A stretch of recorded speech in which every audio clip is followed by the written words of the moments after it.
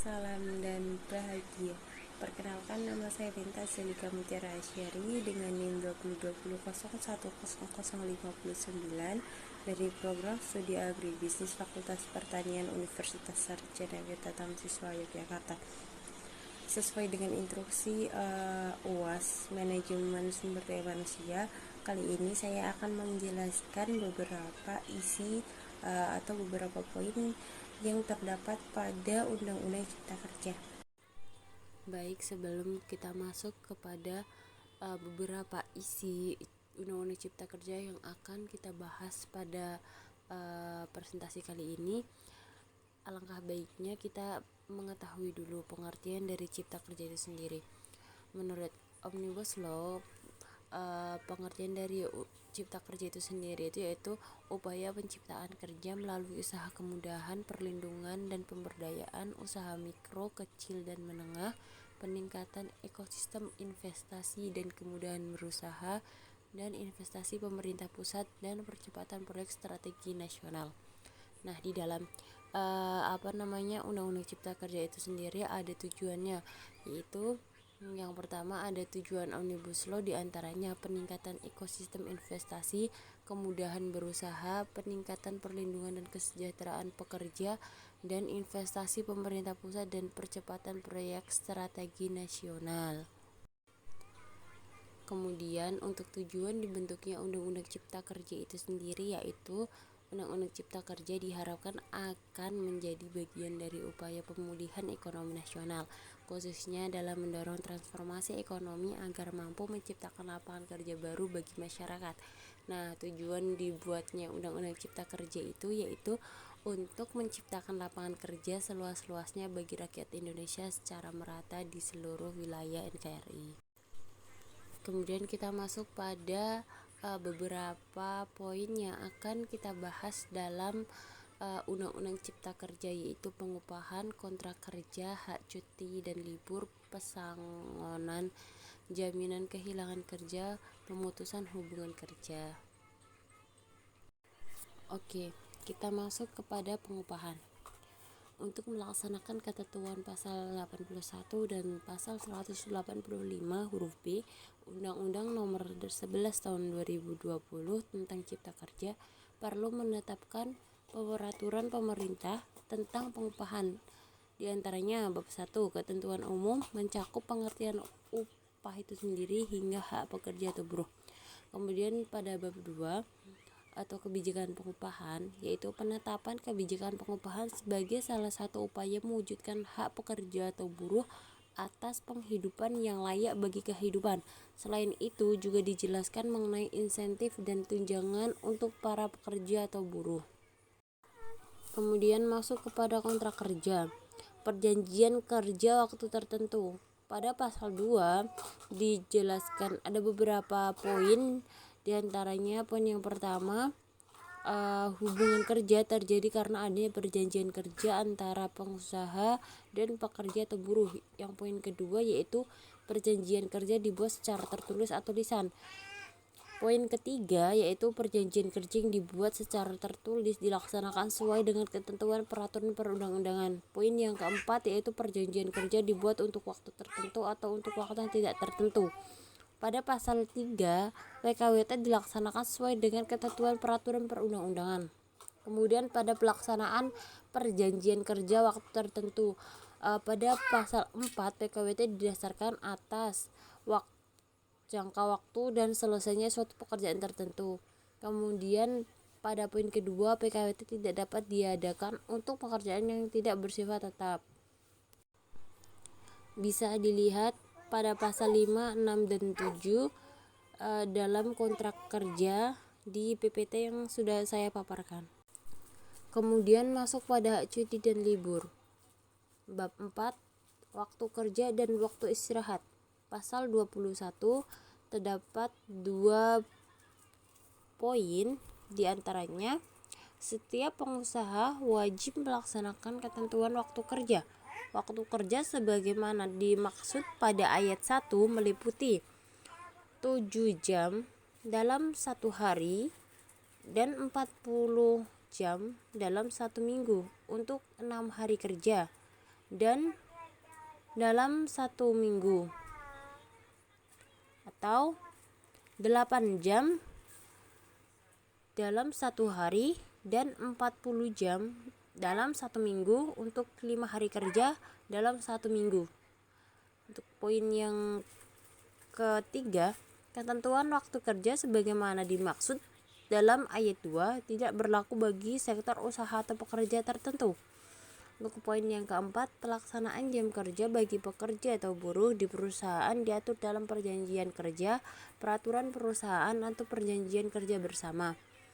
Pada pasal 22, pengusaha yang memperkerjakan pekerja atau buruh pada waktu kerja sebagaimana dimaksud dalam pasal 21 ayat 2 wajib memberi waktu istirahat mingguan kepada pekerja atau buruh meliputi a.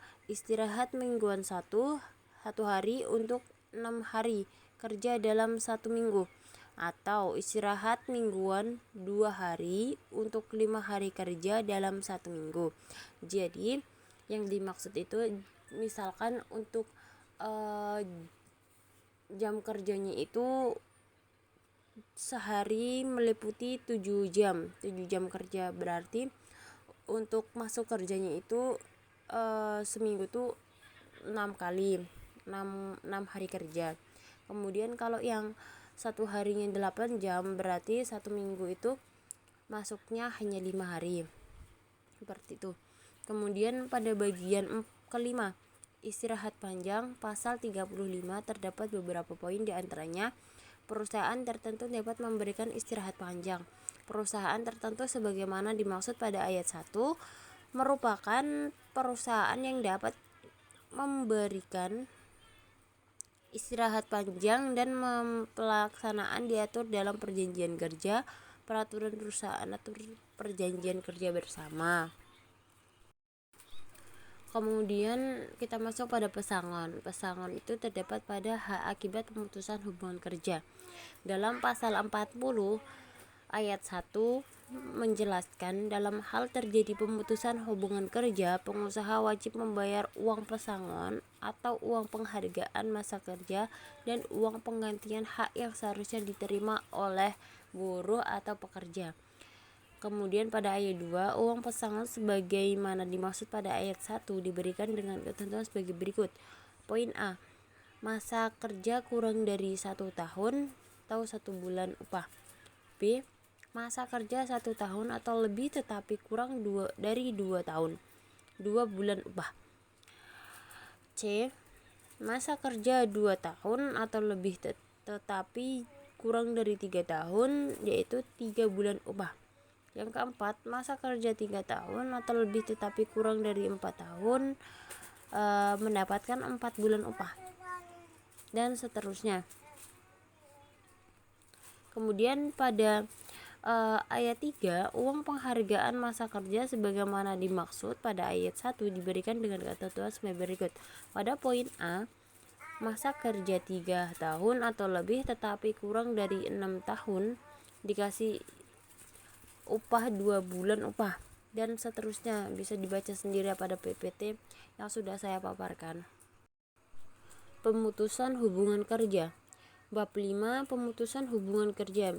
Pada bagian ke-1, tata cara pemutusan hubungan kerja dijelaskan pada pasal 36, yaitu pemutusan hubungan kerja dapat terjadi karena alasan. Poin A, perusahaan melakukan penggabungan, peleburan, pengambil alian atau pemisahan perusahaan dan pekerja atau buruh, tidak tersedia melanjutkan hubungan kerja atau pengusaha tidak tersedia menerima pekerja atau buruh. Poin B, perusahaan melakukan efisiensi diikuti dengan penutupan perusahaan atau tidak diikuti dengan penutupan perusahaan yang disebabkan perusahaan mengalami kerugian. Poin C, perusahaan tutup yang disebabkan karena perusahaan mengalami kerugian secara terus-menerus dalam 2 tahun. Poin D, perusahaan tutup yang disebabkan keadaan memaksa.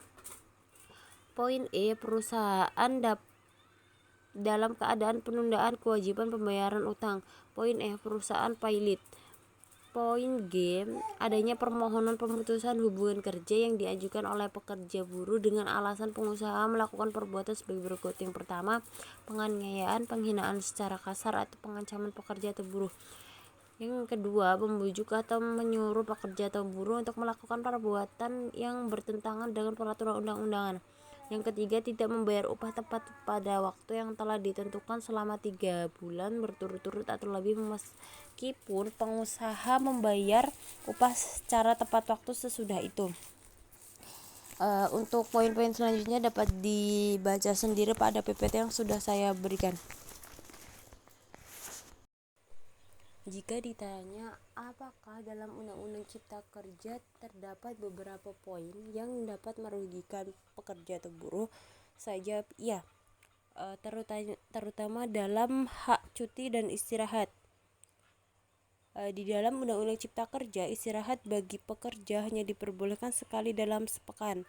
Dengan demikian, pengusaha tidak mempunyai kewajiban untuk memberikan waktu istirahat selama 2 hari kepada pekerja yang telah bekerja selama 5 hari dalam sepekan. Apalagi dalam Undang-Undang Cipta Kerja juga buruh dapat dikenakan wajib lembur. Selain itu, Undang-Undang Cipta Kerja juga menghilangkan hak cuti panjang selama 2 bulan bagi buruh yang telah bekerja minimal selama 6 tahun. Kemudian pada poin ini, sistem kerja kontrak. Dalam Undang-Undang Cipta Kerja, perjanjian kerja waktu tertentu atau PKWT tidak dibatasi periode dan batas waktu kontrak. Pasal 81 ayat 15 Undang-Undang Cipta Kerja mengubah ketentuan pasal 59 pada Undang-Undang Nomor 13 Tahun 2003 tentang Ketenagakerjaan. Kemudian pada bagian pengupahan, sistem pengupahan pada Undang-Undang Cipta Kerja itu sangat merugikan buruh atau petani ya. Dengan sistem upah kerja itu, buruh berpotensi mendapatkan upah yang rendah. Berdasarkan aturan tersebut, formula penetapan upah minimum bisa diubah dalam keadaan tertentu. Sekian presentasi dari saya. Terima kasih. Salam.